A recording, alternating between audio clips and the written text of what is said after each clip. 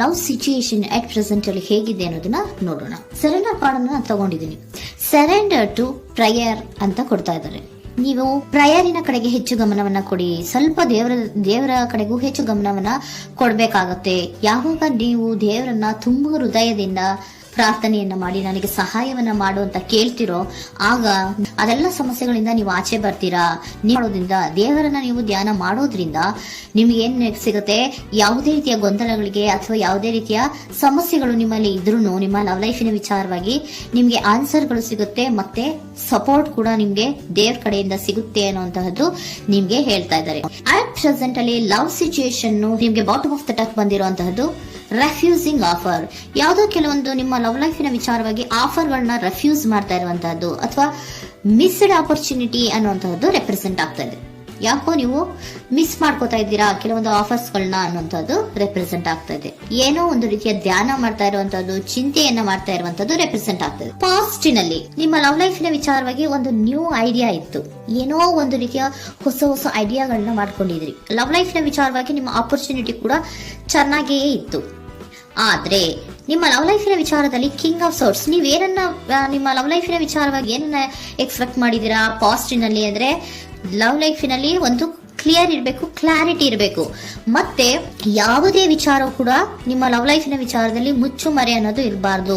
ಸ್ಪಷ್ಟವಾಗಿರ್ಬೇಕು, ಸ್ಪಷ್ಟವಾಗಿ ಹೇಳ್ಬೇಕು, ಏನ್ ಹೇಳ್ಬೇಕೋ ಅದು ಸ್ಪಷ್ಟವಾಗಿ ಹೇಳ್ಬೇಕು ಅನ್ನುವಂತಹದ್ದು ಎಕ್ಸ್ಪೆಕ್ಟ್ ಮಾಡುವಂತಹದ್ದು ಪ್ರೀತಿಯ ವಿಚಾರದಲ್ಲಿ. ಮತ್ತೆ ಕ್ಲಿಯರ್ ಆಗಿರ್ಬೇಕು. ಏನು ಅಂದ್ರೆ ನಿಮ್ಮ ಲವ್ ಲೈಫಿನಲ್ಲಿ ಒಂದು ಸ್ಟ್ರಾಂಗ್ ಆಗಿರ್ಬೇಕು, ಸ್ಟ್ರಾಂಗ್ ಬಾಂಡೇಜ್ ಇರಬೇಕು, ಮತ್ತೆ ಯಾವುದೇ ರೀತಿಯ ಚೈಲ್ಡಿಶ್ ಬಿಹೇವಿಯರ್ ಅನ್ನ ಮಾಡಬಾರ್ದು ಅನ್ನೋದು ಪಾಸ್ಟಿನಲ್ಲಿ ನೀವು ಎಕ್ಸ್ಪೆಕ್ಟ್ ಮಾಡಿರೋಂಥದ್ದು ರೆಪ್ರೆಸೆಂಟ್ ಆಗ್ತಾ ಇದೆ. ನೀವು ಅದೆಲ್ಲ ಎಕ್ಸ್ಪೆಕ್ಟ್ ಮಾಡಿದಾಗ ಯಾವಾಗ ನಿಮ್ಗೆ ಅದು ಸರಿ ಹೋಗಲ್ಲ ಅನಿಸ್ತೋ ಆಗ ನೀವು ಪ್ರೀತಿಯಿಂದ ಮುಂದೆ ಬಂದಿರುವಂತಹದ್ದು ಬಿಟ್ಟು ಮುಂದೆ ಬಂದಿರುವಂತಹದ್ದು ರೆಪ್ರೆಸೆಂಟ್ ಆಗ್ತದೆ. ಮೋಸ್ಟ್ ಪ್ರಾಬಬಲಿ ನಿಮ್ಮ ಕೆಲವೊಬ್ಬರಿಗೆ ಈಗ ಆಲ್ರೆಡಿ ಕೆಲವೊಂದು ರೀತಿಯ ಬ್ರೇಕಪ್ ಗಳು ಆಗಿರಬಹುದು, ಕಮ್ಯುನಿಕೇಶನ್ ಇಲ್ಲದೆ ಇರುವಂತಹದ್ದು ರೆಪ್ರೆಸೆಂಟ್ ಆಗ್ತಾ ಇದೆ. ಮೋಸ್ಟ್ ಪ್ರಾಬಬಲಿ ನೀವು ಇವಾಗ ಇಬ್ರು ಕೂಡ ನೀವು ಮಾತಾಡದೆ ಇರುವಂತಹದ್ದು ರೆಪ್ರೆಸೆಂಟ್ ಆಗ್ತಾ ಇದೆ. ಸೊ ಯಾವುದೇ ರೀತಿಯ ಕಾಂಟ್ಯಾಕ್ಟ್ ಅಲ್ಲಿ ಇಲ್ಲದೆ ಇರುವಂತಹದ್ದು ರೆಪ್ರೆಸೆಂಟ್ ಆಗ್ತಾ ಇದೆ. ನೋಡಿ, ಮುಂದೆ ಬರ್ತಾ ಇರುವಂತಹದ್ದು ರೆಪ್ರೆಸೆಂಟ್ ಆಗ್ತಾ ಇದೆ. ಯಾಕೋ ತುಂಬಾ ಬೇಜಾರಲ್ಲಿ ಇರುವಂತಹದ್ದು. ಪಾಸ್ಟಿನಲ್ಲಿ ಕೂಡ ನೀವು ಲವ್ ಲೈಫಿನ ವಿಚಾರವಾಗಿ ಕೆಲವೊಬ್ರು ಬೇಜಾರಲ್ಲಿ ಇರುವಂತಹದ್ದು ರೆಪ್ರೆಸೆಂಟ್ ಆಗ್ತಾ ಇದೆ. ಯಾಕೋ ಕ್ಲಾರಿಟಿ ಇಲ್ಲ, ಕ್ಲಿಯರ್ ಆಗಿರ್ಬೇಕು, ಸ್ಪಷ್ಟವಾಗಿರ್ಬೇಕು. ಏನ್ ಮಾತಾಡಿದ್ರು ಅದರಲ್ಲಿ ಯಾವುದೇ ರೀತಿಯ ಮುಚ್ಚುಮರೆ ಇರಬಾರ್ದು ಅನ್ನೋದು ನೀವು ಎಕ್ಸ್ಪೆಕ್ಟ್ ಮಾಡುವಂತಹದ್ದು. ಪಾಸ್ಟಿನಲ್ಲಿ ಕೂಡ ನಿಮ್ಗೆ ಸ್ವಲ್ಪ ಬೇಜಾರುಗಳಾಗಿರುವಂತಹದ್ದು ರೆಪ್ರೆಸೆಂಟ್ ಆಗ್ತಾ ಇದೆ. ಅಟ್ ಪ್ರೆಸೆಂಟಿನಲ್ಲಿ the moon card, 9 of swords, 6 of swords ಬಂದಿದೆ. ಮೂನ್ ಕಾರ್ಡ್ ಏನನ್ನ ರೆಪ್ರೆಸೆಂಟ್ ಮಾಡುತ್ತೆ? ಇಲ್ಯೂಷನ್ ಅನ್ನ ರೆಪ್ರೆಸೆಂಟ್ ಮಾಡುತ್ತೆ, ಕೆಲವೊಂದು ರೀತಿಯ ಭ್ರಮೆಗಳನ್ನ ರೆಪ್ರೆಸೆಂಟ್ ಮಾಡುತ್ತೆ, ಆತಂಕಗಳನ್ನ ರೆಪ್ರೆಸೆಂಟ್ ಮಾಡುತ್ತೆ. ಮತ್ತೆ ನಿಮ್ಮ ಲವ್ ಲೈಫಿನ ವಿಚಾರದಲ್ಲಿ ಯಾವುದೇ ರೀತಿಯ ಸ್ಥಿರವಾಗಿ ಇಲ್ಲ, ಯಾವುದು ಕರೆಕ್ಟ್ ಆಗಿ ಇಲ್ಲದೆ ಇರುವಂತಹದ್ದು ನಿಮ್ಗೆ ರೆಪ್ರೆಸೆಂಟ್ ಆಗ್ತಾ ಇದೆ. ನೆಕ್ಸ್ಟ್ ಕಾರ್ಡ್ ಏನ್ ಬಂದಿದೆ? ಸೆಕೆಂಡ್ ಕಾರ್ಡ್ 9 ಆಫ್ ಸೋರ್ಟ್ಸ್ ಬಂದಿದೆ.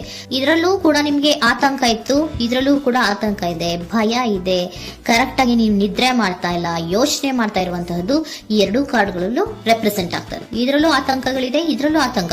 ಅಟ್ ಪ್ರೆಸೆಂಟಿನಲ್ಲಿ ಕೆಲವೊಂದು ರೀತಿಯ ವಿಚಾರಗಳಲ್ಲಿ ಭಯವನ್ನ ಪಡ್ತಾ ಇರುವಂತಹದ್ದು ರೆಪ್ರೆಸೆಂಟ್ ಆಗ್ತಾ ಇದೆ. 6 ಆಫ್ ಸೋರ್ಟ್ಸ್ ಕೂಡ ಏನಾಗ್ತಾ ಇದೆ? ಮೂವಿಂಗ್ ಆನ್, ಮುಂದೆ ಹೋಗ್ತಾ ಇರುವಂತಹದ್ದು, ಬೇಜಾರಿಂದ ನೀವು ಮುಂದೆ ಹೋಗ್ತಾ ಇರುವಂತಹದ್ದು ರೆಪ್ರೆಸೆಂಟ್ ಆಗ್ತದೆ. ಅಟ್ ಪ್ರೆಸೆಂಟಿನಲ್ಲಿ ಯಾವುದೇ ರೀತಿಯ ಸಮಾಧಾನದಿಂದ ಇದ್ದಿರುವಂತಹದ್ದು ಈ ರೀಡಿಂಗ್ ಗಳಲ್ಲಿ ಕಾಣಿಸ್ತಾ ಇಲ್ಲ. ಓಕೆನಾ? ಟೇಕ್ ಇಟ್ ರೆಸೋನೇಟ್, ನಿಮ್ಗೆ ರೆಸೋನೇಟ್ ಆದ್ರೆ ಮಾತ್ರ ತಗೊಳ್ಳಿ. ನೆಕ್ಸ್ಟ್ ಕಾರ್ಡ್ ಇಮಿಡಿಯೇಟ್ ಫ್ಯೂಚರ್ ನ ಬಗ್ಗೆ ನೋಡೋದಾದ್ರೆ ನೈಟ್ ಆಫ್ ಸೋರ್ಟ್ಸ್ ಬಂದಿದೆ. ಅಂದ್ರೆ ಈ ಕೆಲವು ಬೇಜಾರುಗಳಿಂದ ಏನ್ ಈ ಮೂವ್ ಆನ್ ಆಗ್ತಾ ಇದ್ದೀರಲ್ವಾ, ಕೆಲವೊಂದು ವಿಚಾರಗಳನ್ನ ಕ್ವಿಕ್ ಥಿಂಕಿಂಗ್ ಅನ್ನ ಮಾಡಿ ನೀವು ಮುಂದೆ ಬರುವಂತಹದ್ದು, ಕೆಲವೊಂದು ಆಕ್ಷನ್ಸ್ ಗಳನ್ನ ತಗೊಳ್ಳುವಂತಹದ್ದು ರೆಪ್ರೆಸೆಂಟ್ ಆಗ್ತಾ ಇದೆ. ನಿಮ್ಮ ಲವ್ ಲೈಫಿನ ವಿಚಾರವಾಗಿ ಕ್ವಿಕ್ ಥಿಂಕಿಂಗ್ ಅನ್ನ ಮಾಡಿ, ಏನ್ ಮಾಡ್ಬೇಕು, ಹೇಗ್ ಮಾಡ್ಬೇಕು ಅಂತ ಕ್ವಿಕ್ ಥಿಂಕ್ ಅನ್ನ ಮಾಡಿ ನೀವು ಮುಂದೆ ಬರುವಂತಹದ್ದು, ಮತ್ತೆ ಕೆಲವೊಂದು ರೀತಿಯ ಆಕ್ಷನ್ ಗಳನ್ನ ತಗೋತಾ ಇರುವಂತಹದ್ದು ರೆಪ್ರೆಸೆಂಟ್ ಆಗ್ತಾ ಇದೆ. ಕ್ವೀನ್ ಆಫ್ ಕಪ್ ಏನನ್ನ ರೆಪ್ರೆಸೆಂಟ್ ಮಾಡುತ್ತೆ? ಬಹಳ ಕೇರಿಂಗ್ ಅನ್ನ ರೆಪ್ರೆಸೆಂಟ್ ಮಾಡುತ್ತೆ. ಏನಿರ್ಬೇಕು ಲವ್ ಲೈಫಿನ ವಿಚಾರದಲ್ಲಿ? ನೋಡಿ, ನೀವು ನೋಡ್ತಾ ಇರೋದು ಹೇಗ್ ನೋಡ್ತಾ ಇದ್ದೀರಾ? ನಿಮ್ಮ ಲವ್ ಲೈಫಿನ ವಿಚಾರದಲ್ಲಿ ಏನಿರ್ಬೇಕು ಅಂತ ಎಕ್ಸ್ಪೆಕ್ಟ್ ಮಾಡ್ತೀರಾ? ಸ್ವಲ್ಪ ಸ್ಟೇಬಲ್ ಆಗಿರ್ಬೇಕು, ಬಹಳ ಕೇರಿಂಗ್ ಇರ್ಬೇಕು, ಎಮೋಷನಲ್ ಇರ್ಬೇಕು ಅದರಲ್ಲಿ ಅನ್ನುವಂಥದ್ದು ನೀವು ಎಕ್ಸ್ಪೆಕ್ಟ್ ಮಾಡುವಂಥದ್ದು. ಈ ನಿಯರ್ ಫ್ಯೂಚರ್ ನಲ್ಲಿ ನೀವು ಆ ರೀತಿ ಎಕ್ಸ್ಪೆಕ್ಟ್ ಮಾಡುವಂತಹದ್ದು. ನೆಕ್ಸ್ಟ್ ಕಾರ್ಡ್ ಬಂದಿರುವಂತಹದ್ದು ಏರೋಫೆಂಟ್ ಕಾರ್ಡ್ ಬಂದಿದೆ. ಏರೋಫೆಂಟ್ ಕಾರ್ಡ್ ಏನನ್ನ ರೆಪ್ರೆಸೆಂಟ್ ಮಾಡುತ್ತೆ? ಕೆಲವೊಂದು ವಿಚಾರಗಳ ಬಗ್ಗೆ ತಿಳ್ಕೊತಾ ಇರುವಂತಹದ್ದು, ಏನೋ ಕೆಲವು ವಿಚಾರಗಳ ಬಗ್ಗೆ, ನಿಮ್ಮ ಲವ್ ಲೈಫಿನ ವಿಚಾರಗಳ ಬಗ್ಗೆ ತಿಳ್ಕೊತಾ ಇದ್ದೀರಾ. ಏನಾಗಿದೆ, ಹೇಗಾಗಿದೆ, ಸ್ವಲ್ಪ ಆಕ್ಷನ್ಸ್ ಅನ್ನ ತಗೋಬೇಕು ಅಂದ್ರೆ ನಾನು ಸ್ವಲ್ಪ ಕೇರ್ ಅನ್ನ ಮಾಡಬೇಕು, ಸ್ಟೇಬಲ್ ಆಗಿರ್ಬೇಕು ಅಂದ್ರೆ ಸ್ವಲ್ಪ ನಾನು ಕೇರ್ ಅನ್ನ ಮಾಡಬೇಕು, ಆಕ್ಷನ್ ಅನ್ನ ತಗೋಬೇಕು ಅನ್ನುವಂತಹ ನಿರ್ಧಾರಗಳನ್ನ ನೀವು ಮಾಡ್ತಾ ಇರುವಂತದ್ದು ರೆಪ್ರೆಸೆಂಟ್ ಆಗ್ತಾ ಇದೆ. ಹಾಗಿದ್ರೆ ಏಂಜಲ್ ಗೈಡೆನ್ಸ್ ಏನ್ ಕೊಡ್ತಾರೆ? Are you ready? ನೀನು ರೆಡಿಯಾಗಿದ್ದೀರಾ ನೀವು ಅಂತ ಕೇಳ್ತಾ ಇದ್ದಾರೆ ಏಂಜಲ್ಸ್ ಗಳು. ಅಂದ್ರೆ ಏನು, ನೀನ್ ಇಲ್ಲೇ ಕುತ್ಕೊಂಡು ಅಳ್ಕೊಂಡು ಬೇಜಾರ್ ಮಾಡ್ಕೊಂಡು ಕುತ್ಕೊಳ್ಳೋದು ಬೇಡ, ಸ್ವಲ್ಪ ನೀನು ಮುಂದೆ ಮೂವ್ ಆಗು. ಅಲ್ಲಿರೋದ್ರಿಂದ ಏನು ಪ್ರಯೋಜನ ಇಲ್ಲ. Are you ready? ನೀವು ರೆಡಿ ಆಗಿದ್ದೀರಾ?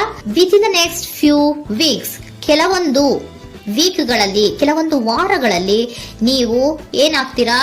ಅಬಂಡೆನ್ಸ್, ಸಾಮರಸ್ಯ ಅನ್ನೋದು ಇರುತ್ತೆ. ಇಂಪ್ರೂವಿಂಗ್ ಹೆಲ್ತ್ ಅಂದ್ರೆ ಏನು, ನೀವು ಯೋಚನೆ ಮಾಡಿ ಮಾಡಿ ಮಾಡಿ ಏನ್ ನೀವು ಈ ಆರೋಗ್ಯವನ್ನ ಹಾಳು ಮಾಡ್ಕೊಂತ ಇದ್ದೀರಾ.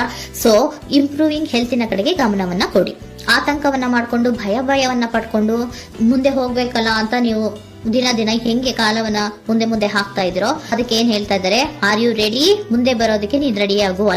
ನೀವ್ ಅಲ್ಲೇ ಕೂತಿರೋದ್ರಿಂದ ಯಾವುದೇ ರೀತಿಯ ಪ್ರಯೋಜನ ಇಲ್ಲ. ಸ್ವಲ್ಪ ನಿಮ್ಮ ಹೆಲ್ತಿನ ಕಡೆಗೆ ಗಮನವನ್ನ ಕೊಡಿ. ಸಮೃದ್ಧಿ ಅನ್ನೋದು ಬಂದೇ ಬರುತ್ತೆ, ಸಾಮರಸ್ಯ ಅನ್ನೋದು ಇದ್ದೇ ಇರುತ್ತೆ ಅನ್ನೋದು ಹೇಳ್ತಾ ಇದ್ದಾರೆ.